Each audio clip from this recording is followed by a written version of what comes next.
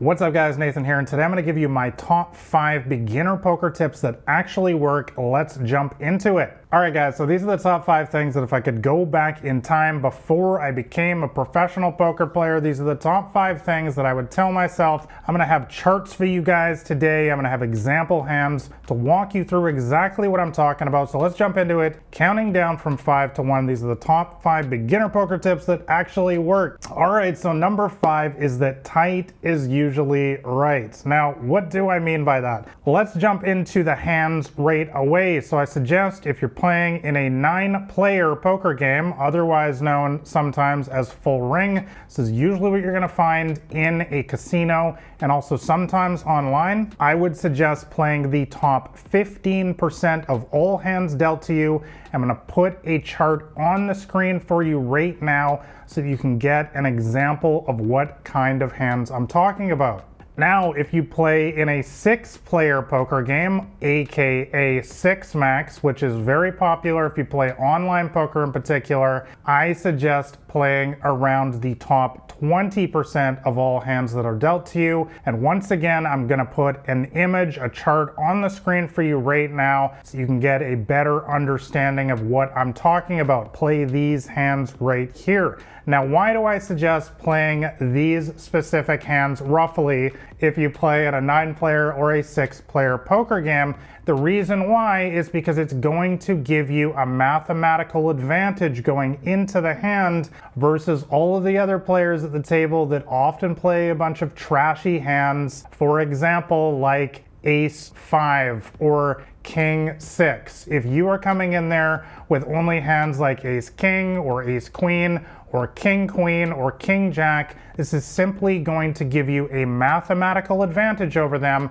If an ace comes on the flop, for example, your queen kicker is going to play against their 5 kicker. They're going to have top pair, you're going to have top pair, but because you have better starting hand selection standards than they do, you are going to have yourself in a much better position statistically to win the hand than they are. All right, so let's move on to beginner poker tip number 4, and that is to always fast play your big hands. Now, what do I mean by this? Well, a simple rule of thumb that I always go for, especially in small stakes poker, which is what 90% of people play, probably 90% of you guys watching this video play small stakes, is big hand, big pot. And what I mean by that is, we just talked about top pair, 2 pair, 3 of a kind, straight, flush, etc. Big hands like this, when you have a big hand like that, you want to play a big pot. You don't want to get tricky and slow play like a lot of people do and end up winning a tiny little pot, because big hands like this simply don't come around very often in poker,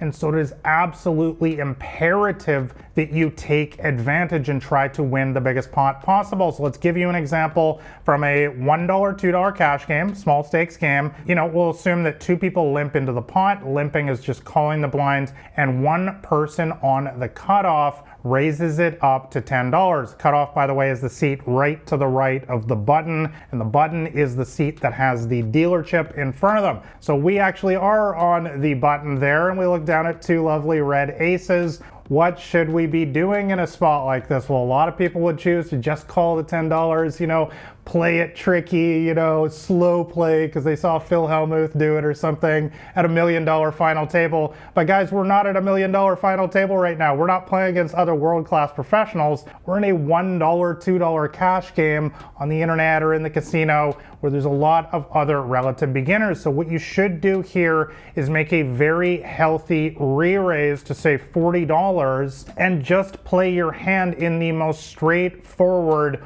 obvious way possible. And as I always point out, let them overthink the situation. Let them think you're bluffing. I talk about this at length in my brand new Elite Poker Training University, where I've got over 200 plus example hands, 17 hours of advanced poker theory, teaching you how to beat recreational players at low stakes games like this, and also giving you the advanced strategies to beat excellent world-class professionals at higher stakes. But let's jump into beginner poker tip number number 3, which is to have the right bankroll. Guys, one of the biggest mistakes that a lot of beginner level poker players make in particular is not having enough money for the games they play in. You know, we just talked about a $1, $2 cash game there. And a lot of people will have, you know, $200, $400 in their entire bankroll. And guys, this is just not enough to play in these games and to withstand what we call routine variance. And variance is just the ups and downs of the game. You know, a full buy-in in a $1, $2 cash game, for example, full buy-in usually is 100 big blinds. So that would be $200. And it is very, very conceivable, even if you're the best player in the world, to lose 1 buy-in a day, lose 5 buy-ins in a day, even lose 10 buy-ins through no fault of your own because you run into a lot of superior hands or get unlucky in a short period of time. So this is why it is imperative that you have, I always suggest 30 buy-ins for cash games, and I usually suggest even more if you play tournaments, actually a lot more. But with cash, for example, you play $1, $2, 30 buy-ins would be $6,000. I know it sounds like a fair amount of money, guys, but believe me, this is the way to not be affected by the routine variance, routine downslings that you're going to go through in these games. And if, you know, $6,000 is too much for you right now, there's plenty of games that are much smaller than this that I'm going to talk about in a second, where you only need, you know, maybe a couple $100 or something to get started. But guys, bottom line,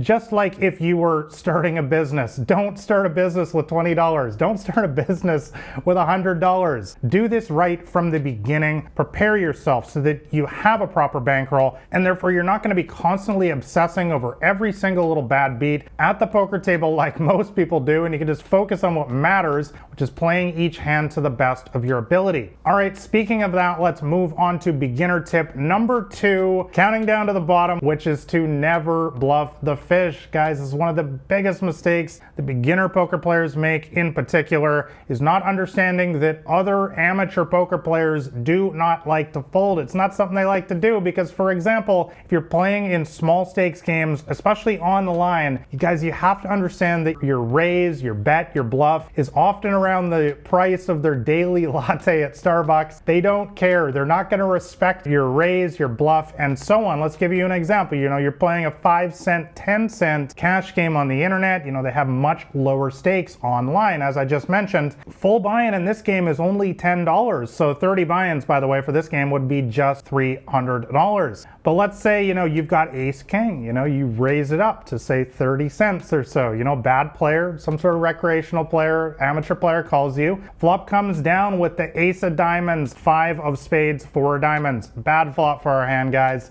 There's nothing going on here. We don't even have any kind of backdoor straight draw, backdoor flush draw. This is one of these really bad flops. I talk about this in all 3 of my poker books, that these are the kind of flops you typically want to be giving up on. There's definitely a time to fight for pots when you have a big hand like ace king, but this is one of those few flops where it's definitely best not to fight in this situation. So now we're going to typically make a bet here still on the flop, because what you guys need to know is that 2 out of 3 times your opponent has missed the flop. So it's often fine just to make a small bet here on the flop. Say the pot, you know, is 80 cents or something. Remember, we're playing 5 cent, 10 cent. Say you bet 40 cents here, half pot. There's nothing wrong with that. We're just going to try to take it down. But this amateur player raises us, and what should we be doing here? Guys, please just fold your hand here. I know you've been waiting for a strong hand like ace king for a long time, and it feels so difficult to fold again when an amateur has raised you up. But guys, you need to understand that even if this player has, you know, like 7-4 offsuit, they are like 80% to win against your hand here. You are in a bad spot, and you know, if you try to re-raise them here, they're not going to fold their 4 with a gut shot straight draw as well on this board, because once again, amateur players, they don't like to fold anything. And once again, your raise to,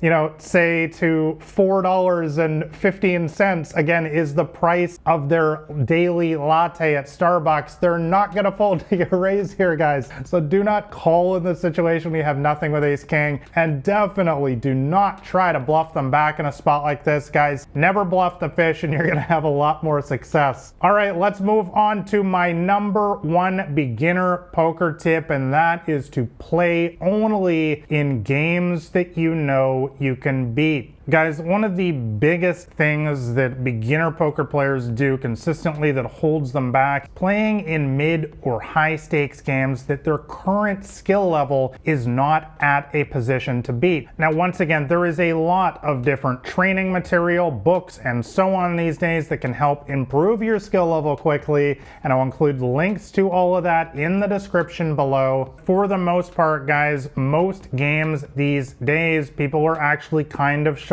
at how good the skill level is. Even, you know, a $1, $2 cash game online, you guys have to understand that most people playing in this game play at a pretty high level, and many of them play the game professionally. And that is why it is much better to often start in a much smaller game, like a 5-cent, 10-cent blinds, for example, because you're going to find many more amateurs in these games, and it's going to make it much easier for you to win. And when you start winning in poker, it builds confidence for you to keep studying, playing more, and getting better. Guys, I know how difficult it can be. It is really difficult, especially to sit down and only play for $2 or $5 or $10. We all want to play for a significant amount of money, but we have to also face the cold hard light of reality, guys, and understand where our current skill level is. Like I said, there are multiple ways for you to quickly improve your skill level these days, but don't make the mistake of getting your ego involved in this game and thinking that just because you've had some success against your friends in your home game lately, or you had a couple good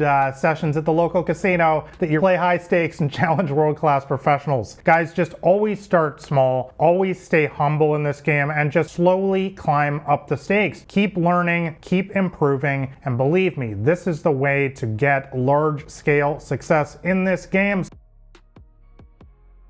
Alright guys, make sure you grab a copy of my free poker cheat sheet. That'll be the top link in the description below, and that'll give you much more strategy advice on how to beat small stakes games like we talked about in this video. I hope these 5 tips helped you out. Also, make sure you subscribe to the channel here for more poker strategy, and also give this video a thumbs up if you found it helpful in any way. Thanks a lot for watching, guys. It's been Nathan Williams with BlackRain79.com.